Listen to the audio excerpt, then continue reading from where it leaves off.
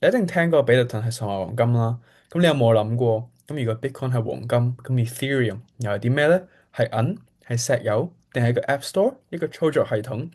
咁其實 Bitcoin 同 Ethereum 雖然都叫加密貨幣，但係佢哋根本上就係兩樣唔同嘅嘢。一個嘅目標咧就係成為全世界最可靠嘅價值儲存工具，另一個就要變成一個全世界開發者都可以寫應用嘅平台。一個係防守型嘅選手，打死都唔該；另外一個咧就係創新狂人，日日都有可能升級，日日都有人寫新嘅嘢出嚟。咁到底佢哋有咩唔同？邊個重要啲？未來佢哋會唔會共存？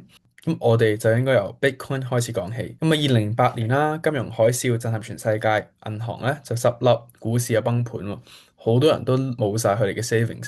咁當時啦，就有一個人叫做 Satoshi Nakamoto 嘅人發表咗一篇白皮書，咁題目就係一個點對點嘅電子現金系統。